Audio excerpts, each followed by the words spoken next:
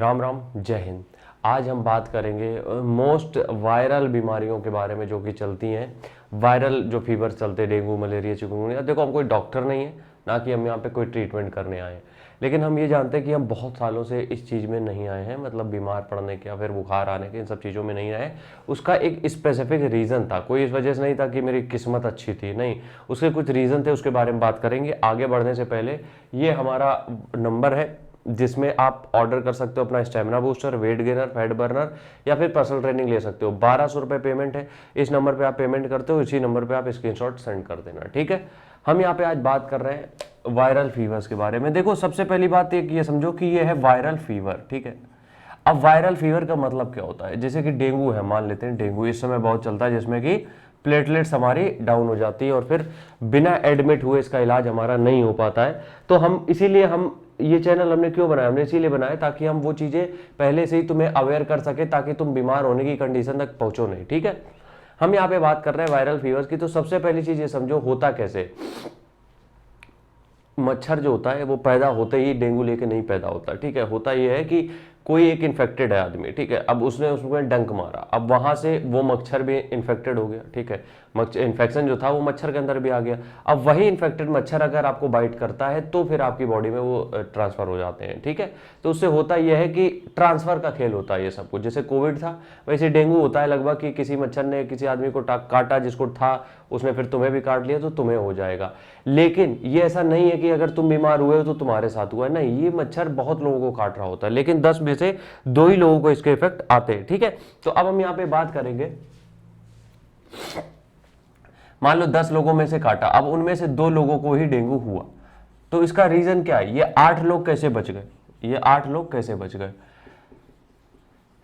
देखो, सबसे पहली बात ये समझो कि जो भी ये फीवर होते हैं या जो भी होते हैं, हम उसका इलाज नहीं बता रहे, क्योंकि हम डॉक्टर नहीं, पहले बता दें। हम बस ये बता रहे हैं कि आप उस सिचुएशन तक पहुंचो ना, उसके लिए क्या कर सकते हो। सबसे पहला काम, अपनी इम्यूनिटी पे ध्यान देना पड़ेगा आपको। अपनी इम्यूनिटी, जिसको हम कहते हैं रोग प्रतिरोधक क्षमता। अब देखो, हो सकता है ये रोग प्रतिरोधक क्षमता कैसे कम होती है? हो सकता है आपका बहुत दिन से मेडिकेशन चल रहा हो, मतलब बहुत दवाइयां आपकी बहुत दिन से चल रही हो, या फिर बहुत सारी चीजें इसमें डिपेंड करती है कि आप कुछ पेशेंट पहले से किसी चीज के रहे हो, तो जो होती है इम्यून सिस्टम वो आपका वीक हो जाता है, या आपको कोई स्पेसिफिक बीमारी हो इम्यून सिस्टम की, उससे भी हो सकता है। तो उसको पहले ट्रीट करना पड़ेगा। अगर आपको बार बार बुखार हो रहा है तो उस जड़ पे हमें जाना पड़ेगा जहां से आपको ये चालू हो रहा है। तो उसका मतलब ये है कि अगर आप बहुत दिन से मेडिकेशन ले रहे थे तो डॉक्टर से कंसल्ट करके उस पर काम करना पड़ेगा, उस प्रॉपर चीज को हिट करना पड़ेगा, ठीक है। सबसे पहला तो ये, जो कि हमारे हाथ में नहीं है, ठीक है। दूसरी चीज, हम लोग अपनी इम्यूनिटी को बढ़ा जरूर सकते हैं, ये अपने हाथ में है। इम्यूनिटी को हम बूस्ट जरूर कर सकते हैं, ठीक है। अब इसको बूस्ट करने के लिए हम क्या कर सकते हैं? देखो, बहुत से ऐसे फूड आते हैं। सबसे पहली बात तो कहें, बहुत से ऐसे फूड आते हैं जो आपकी इम्यूनिटी को बढ़ाते हैं, ठीक है। बहुत से ऐसे फूड आते हैं, लेकिन हमें ये लगता है कि स्पेसिफिक फूड में जाने से अच्छा यह है कि आप घर का जो भी साफ सुथरा खाना बन रहा है उसको कंज्यूम करो। साफ सुथरा, साफ सुथरे का मतलब यहाँ पे ये नहीं कि गंदगी में बन रहा है, सफाई में बन रहा है, नहीं, उस हम साफ सुथरे की बात नहीं कर रहे हैं। साफ सुथरे का मतलब यहाँ पे है कि मैदा, चीनी, रिफाइंड ऑयल, वेजिटेबल ऑयल जो भी होते हैं, इनका इस्तेमाल कम से कम हो या ना के बराबर हो, तो वो होता है साफ खाना, ठीक है। जितना हो सके उतना। तो साफ खाना सबसे बेसिक चीज है इसकी, इसमें कोई स्पेसिफिक डाइट नहीं होती है, बस आपको क्लीन डाइट लेनी है, जिसमें कि आता है no white oil, white sugar, white flour, ठीक है। तो इस तरीके की चीजों को अगर हटा दोगे तो वो साफ सुथरा खाना ही होता है, जिसमें थोड़ी सब्जियां, थोड़े फ्रूट्स। अब इसका मतलब ये भी नहीं है कि आप दिन भर फ्रूट्स में ही रुके रहो, सब्जियों में नहीं, एंजॉय करो, घर का खाना आराम से खाओ, जिसमें सब कुछ खा सकते हो, ठीक है। तीसरी चीज, भारतीय मसाले। देखो, जो इंडियन मसाले हैं वो one of the best source हैं आपके किसी भी रेमेडी, मतलब एक one of the best remedies हैं हर एक आपके बुखार, मतलब जो भी प्रॉब्लम है आपको। कहीं पे चोट लगती है, हल्दी वाला दूध काम में आ जाता है। आपको पेट में दिक्कत है, अजवाइन, सौंफ काम में आ जाती है।